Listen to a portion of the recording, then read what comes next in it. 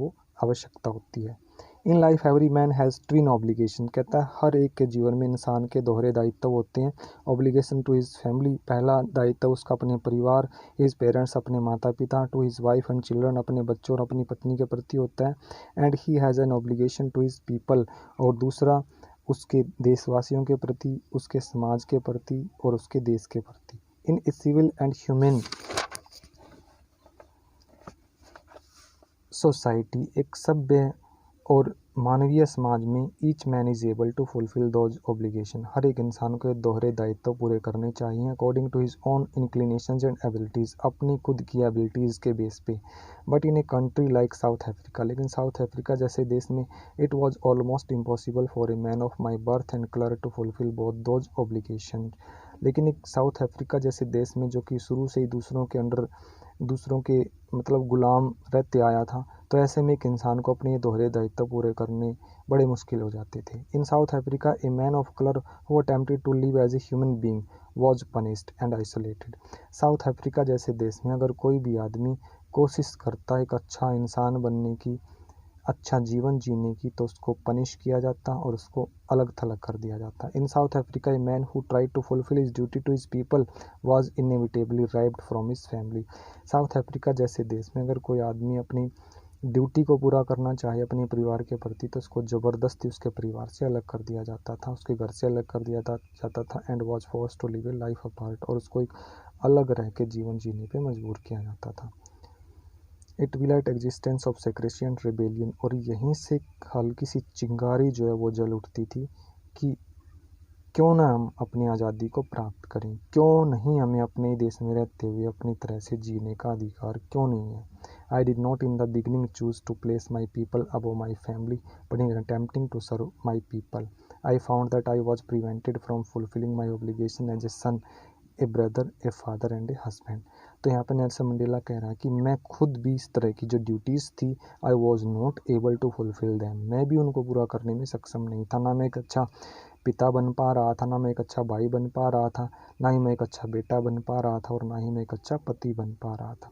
I was not born with a hunger to be free, मैं एक ऐसी भूख के साथ, एक ऐसी इच्छा के साथ पैदा नहीं हुआ था कि मुझे आज़ादी चाहिए। आई वॉज बोर्न फ्री, हालांकि मेरा जन्म स्वतंत्र हुआ था। Free in every way that I could know, जितना मुझे ज्ञान था मुझे लगता था कि मैं आज़ाद था। Free to run in the fields, में खेतों में आसानी से जा आ सकता था। नियर माई मदर्स हट, अपनी माँ के साथ में। Free to swim in the clear stream that ran through my village, गाँव में जो नहर आती थी उसमें मैं तैर सकता था। Free to roast mealies under the stars and ride the broad back of the slow moving bulls, बैलों की पीठ पे बैठ के, खच्चर की पीठ पे बैठ के मैं दाएं से बाएं घूम सकता था। As long as I obeyed my father and abided by the customs of my tribe, I was not troubled by the laws of man or God. कहता जैसे जैसे आगे लाइफ बीतती गई, अपने पिता के साथ या अपने जो रीति रिवाज हैं उन सब के साथ जुड़ के, अपने कबीले, अपने समाज से मैं चलता रहा आगे, और मुझे लगता रहा कि आई एम टोटली फ्री। यानी कि जब तक वो छोटा बच्चा है, he is not able to define what is freedom completely to him, उसको नहीं पता कि आज़ादी क्या होती है। बस खेलना, कूदना, तैरना, यही उसको लगता है कि that's enough for a child, और एक्चुअली में ऐसा होता भी है। बच्चे को नहीं पता होता आज़ादी क्या चीज़ होती है। It was only when I began to learn that my boyhood freedom was an illusion, जैसे जैसे वो बड़ा होता गया तो उसको लगा कि उसकी जो बचपन की जो आज़ादी थी उसके लिए वो एक भ्रम थी। When I discovered as a young man that my freedom had already been taken from me, जब वो बड़ा हुआ, जवान हुआ, तो उसको लगा कि उसकी आज़ादी उसे छीन ली गई थी। That I began to hunger for it, और फिर उसको प्राप्त करने के लिए उसने कोशिशें शुरू कर दी। At first as a student, पहले को वो स्टूडेंट के तौर पे आज़ादी चाहता था। I wanted freedom only for myself, सिर्फ खुद की आज़ादी। The transitory freedom of being able to stay out at night, वो चाहता था कि रात को मैं जब चाहूँ बाहर चला जाऊँ, बाहर रुकूँ, ये आज़ादी वो चाहता था। रीड व्हाट आई प्लेस्ड, जो मुझे अच्छा लगे वो पढूँ, and go where I choose, और जहाँ मर्जी मैं जाऊँ। That's kind of freedom Nelson Mandela wanted when he was a student, जब वो बच्चा था, एक स्टूडेंट था मतलब, तब वो इस तरह की आज़ादी अपने लिए चाहता था। लेटर बाद में as a young man in Johannesburg, जब वो और भी बड़ा हुआ, जोहान्सबर्ग की घटना थी ये। I earn for the basic and honourable freedom of achieving my potential, फिर उसको लगा कि सम्मान, एक व्यक्ति को उसका जो सम्मान है एक अच्छे नागरिक के तौर पे उसको मिलना चाहिए। अर्निंग माई कीप, उसको कमाने का, उसको काम करने का अधिकार मिले, of marrying and having a family, विवाह करने का, एक परिवार रखने का, the freedom not be obstructed in lawful life, तो ऐसा भी जीवन जीने के लिए उसको आज़ादी मिले जिसमें कि किसी तरह का कोई बैरियर ना हो। बट देन आई स्लोली सा that not only I was not free, तब उसको लगा कि शायद वो आज़ाद नहीं था, but my brothers and sisters were not free. कहता फिर मुझे ही नहीं लगा, मुझे ये भी लगा कि मेरे जो भाई बहन हैं वो भी आज़ाद नहीं है।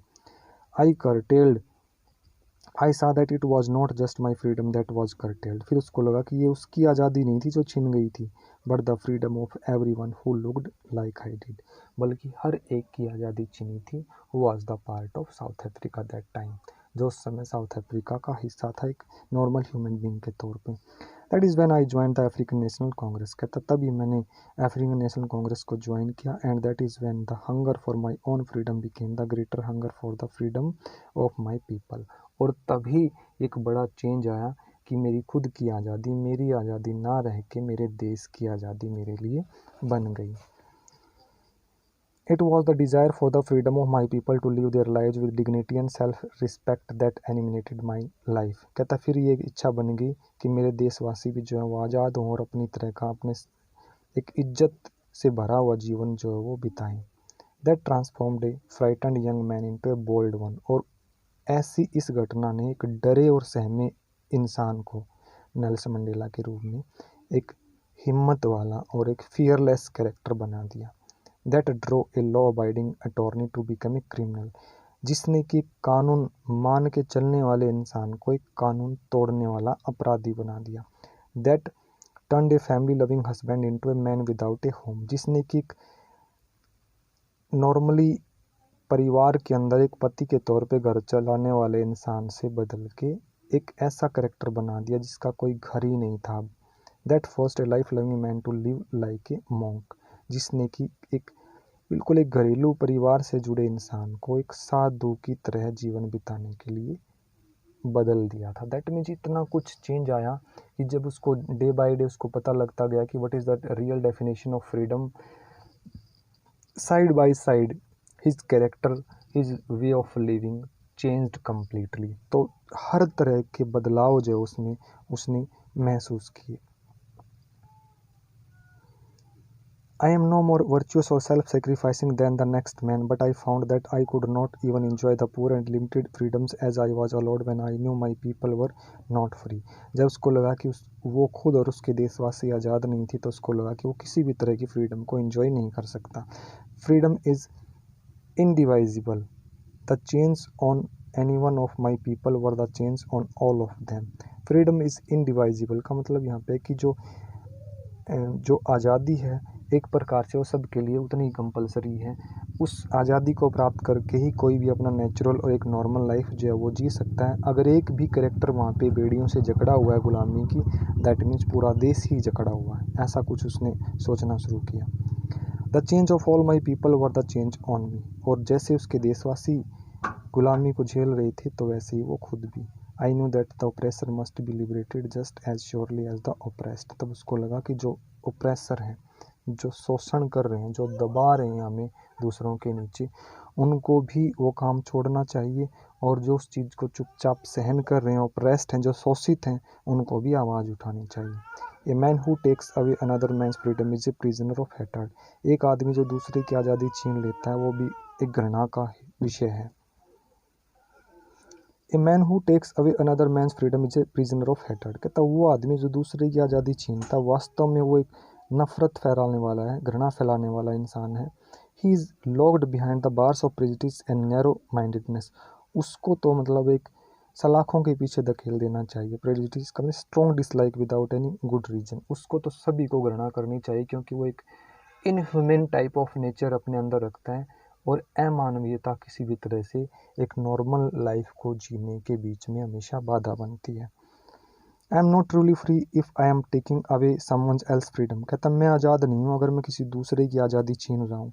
Just as surely as I am not free when my freedom is taken from me, जिस तरह से मैं खुद आज़ाद नहीं हूँ जब मेरी आज़ादी कोई दूसरा छीन लेता। दैट मीन्स अगर मैं किसी दूसरे की आज़ादी छीन रहा हूँ तो भी मैं आज़ाद नहीं हूँ, और कोई दूसरा अगर मेरी आज़ादी छीन रहा है तो भी मैं आज़ाद नहीं। दैट मीन्स एक सिंपल कैरेक्टर अपने ही तरह का एक सिंपल लाइफ जो है वो किसी भी तरीके से अगर वो स्पेंड करता है, that is it is the real freedom. यही एक वास्तविक आज़ादी होती है। The oppressed and the oppressor alike are robbed of their humanity. इसलिए जो दूसरे को शोषित करता है, दूसरे को एक्सप्लॉइट करता है, और एक वो जो आराम से ठगा जाता रहता है या फिर शोषित होता रहता है, कहता है दोनों ही एक दूसरे के लिए कहीं ना कहीं किसी न किसी वे में मतलब नुकसानदायक होते। दोनों को ही आवाज़ उठानी चाहिए, दोनों को ही अपने आप में एक बड़ा चेंज करना चाहिए। जो ऑप्रेसर हैं उनको भी उस टास्क को बंद कर देना चाहिए, और जो ऑप्रेस्ड हैं उनको भी उसके खिलाफ आवाज़ उठा के